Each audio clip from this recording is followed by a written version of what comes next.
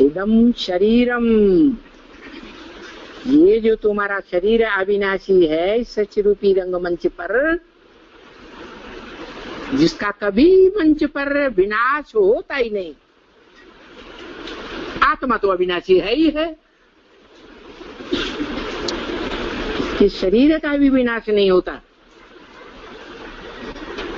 तो ये आत्मा और शरीर दोनों का जो मेल है, उससे जो अविनाशी रुद्र ज्ञान यज्ञ का फाउंडेशन पड़ता है, वो अविनाशी रुद्र ज्ञान यज्ञ कुंड में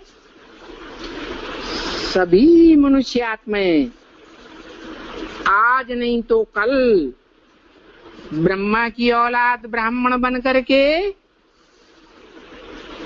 अपने कर्मों को स्वाहा करने वाली है। अच्छे कर्म करेंगी तो स्वाहा होंगे, बुरे कर्म करेंगी तो भी स्वाहा होंगे।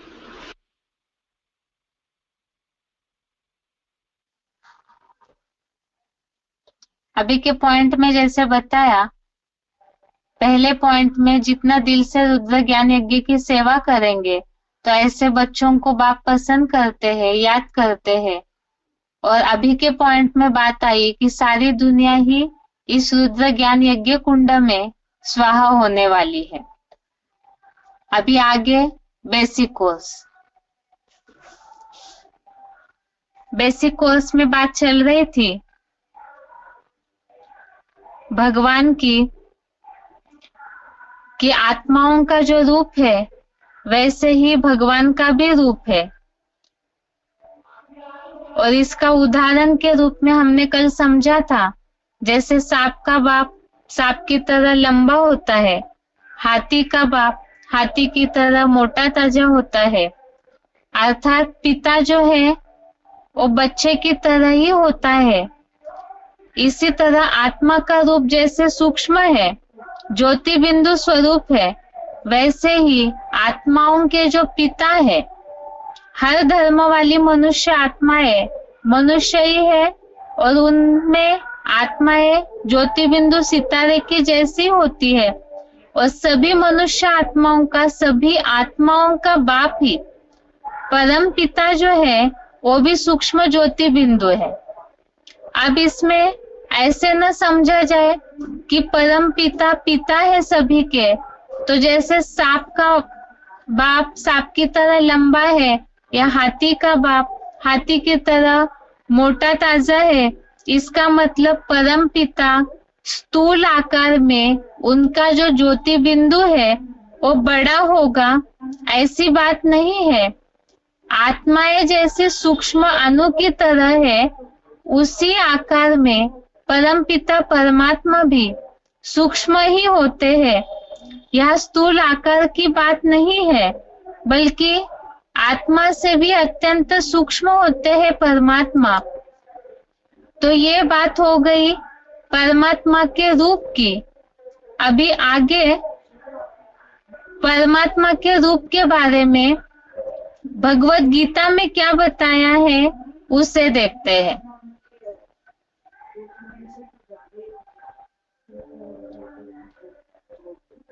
भगवत गीता में भगवान का रूप अति सूक्ष्म है, अव्यक्त है, इसका उल्लेख आया हुआ है 8वें अध्याय का 9वां श्लोक, अध्याय 8 श्लोक नंबर 9। इसमें उल्लेख आया है भगवान अति सूक्ष्म है, सूक्ष्म अणु की तरह है। श्लोक है, कविम पुराणम अनुशासितारम अनोरणीयाम सन्मनु स्मरेतेय। श्लोक में अनोरणीयाम इसमें अंडरलाइन किया हुआ है। श्लोक का भावार्थ देखते हैं। इससे परमात्मा का जो रूप है उसका उल्लेख इसमें जो आया है इस शब्द को लेकर, जो योगी प्राचीनतम गीतकार कवि को सब प्राणियों के शासक। यह भगवान के लिए बताया सब प्राणियों के शासक, सूक्ष्माणु से भी अति सूक्ष्म। श्लोक में उल्लेख आया है अनोरणीयाम सममनुस्मरेतेय, या अनोरणीयाम, और इसका भावार्थ में शब्दांकन है। अर्थ है सूक्ष्माणु से भी अति सूक्ष्म। तो भगवत गीता में भगवान के रूप का उल्लेख है, सूक्ष्म अणु से भी अति सूक्ष्म है। आगे भगवान अव्यक्त है, इन आंखों से दिखाई नहीं देते हैं। व्यक्त अर्थात दिखाई देने वाली चीजें, और अव्यक्त अर्थात जिसका कोई व्यक्त रूप नहीं, तो वो अव्यक्त हुआ। और भगवान अव्यक्त है, इसका उल्लेख 12वें अध्याय का 3रा श्लोक, अध्याय 12, श्लोक नंबर 3। इसमें उल्लेख आया है ये तु अक्षरम अनिर्देशम अव्यक्तम पर्युपासते सर्वत्र गम अचिंत्यम च कूटस्थम अचलम ध्रुवम। इस श्लोक में अव्यक्तम इस शब्द के नीचे अंडरलाइन किया हुआ है, और अव्यक्त है भगवान, इसका उल्लेख ही है, जिसके लिए नीचे अर्थ में बात आई है। पहले तो भगवान को संबोधित करके जो बातें लिखी है श्लोक में, जो योगी अभोक्ता होने से कभी पतित न होने वाले, आत्यंतिक व समान सूक्ष्म होने से अनिवर्चनीय त्रिकालदर्शी होने से सब जगह पहुंचने वाले, सर्वसाधारण देवों द्वारा चिंतन न करने योग्य को, पर्वत शिखरस्थ अचल अडोल चेतन ध्रुव तारा को, और निराकार को। श्लोक में जो शब्द आया है अव्यक्तम, इसका ही भावार्थ में अर्थ लिखा हुआ है निराकार। निराकार अर्थात ज्योति बिंदु है, ये हमने पहले देखा। अणु सूक्ष्म अणु से भी अणु है, तो सूक्ष्म अणु जो है वो तो आंखों से दिखाई नहीं देता, वो तो केवल एक प्रकाश का कण है, और इसीलिए ही उसे निराकार अर्थात अव्यक्त के रूप में भगवत गीता में उल्लेख किया हुआ है। अब इसी तरह से जैसे भगवान सूक्ष्म अणु से भी अनुरूप है, ज्योति का स्वरूप है, तो ये ज्योति का स्वरूप है, अर्थात ही 13वें अध्याय में इस ज्योति बिंदु स्वरूप का उल्लेख अध्याय 13 का श्लोक नंबर 17 में भगवान के ज्योति स्वरूप का उल्लेख आया हुआ है। ज्योति शाम अपि तज्ज्योति तमसः परम उच्यते ज्ञानम ज्ञेयम ज्ञानगम्यम हृदि सर्वस्य विष्टितम।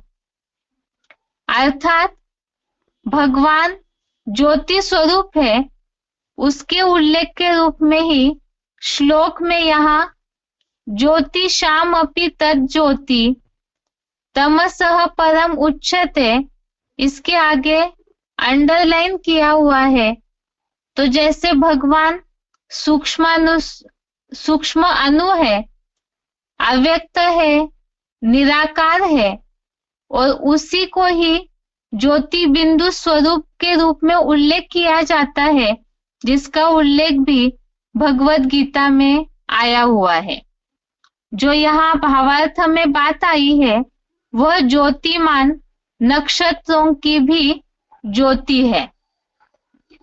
और इसी तरह से भगवान ज्योति स्वरूप है, अर्थात ज्ञान प्रकाश की ज्योति है उनमें, उसका उल्लेख ही 8वें अध्याय का 9वां श्लोक, अध्याय 8 श्लोक नंबर 9 में इसका उल्लेख है।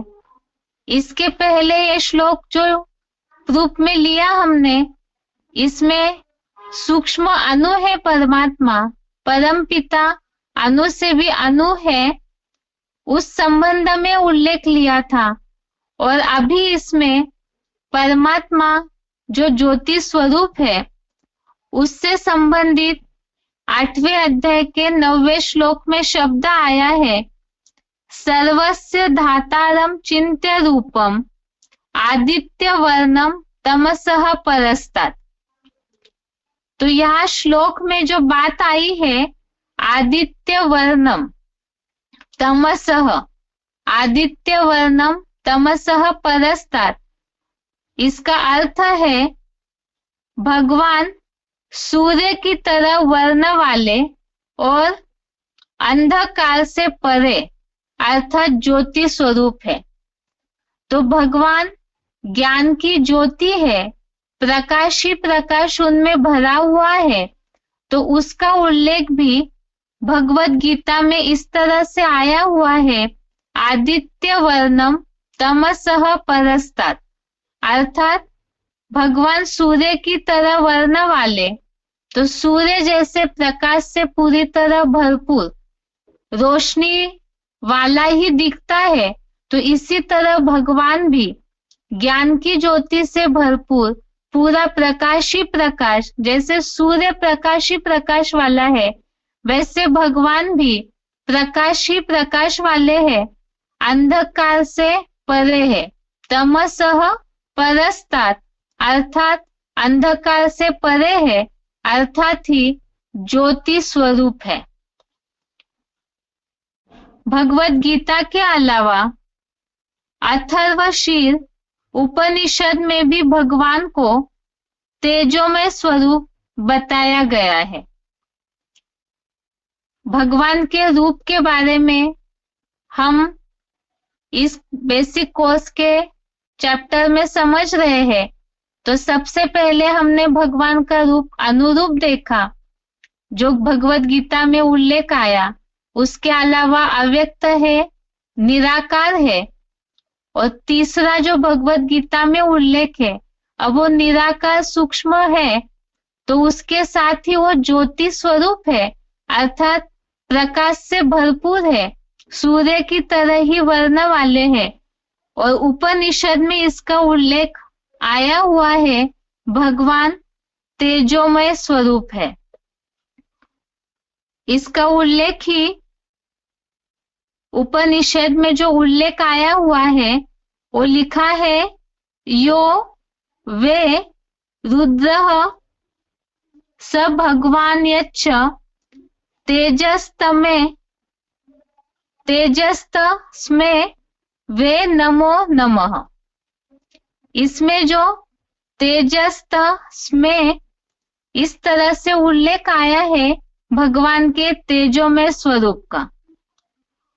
और ये श्लोकों से ये बात स्पष्ट हो जाती है कि भगवान सूक्ष्म से भी सूक्ष्म, अति सूक्ष्म, प्रकाशमय, अनिवर्चनीय अर्थात ज्योति बिंदु स्वरूप है, अर्थात सूक्ष्म अणु है और साथ में ही उसमें ज्योति भरी हुई है, जैसे सूर्य की तरह वर्ण वाले हैं बताया, तो ज्योति बिंदु स्वरूप भी है। और इसी तरह से ये जो अलग अलग रूप भगवान के उल्लेख किए हुए हैं, इसे ही फिर अलग अलग लोग पूजा के रूप में, अलग अलग यादगार के रूप में देखते हैं, मनाते हैं, क्योंकि भगवान ज्योति बिंदु स्वरूप है। लेकिन उस निराकार की बिंदु की कैसे पूजा की जाएगी, इसीलिए ही पूजा के रूप में भगवान का जो रूप बना दिया है मनुष्यों ने, उसे कल के कोर्स में देखते हैं। आज के लिए गीता क्लास यहाँ तक ही ओम शांति।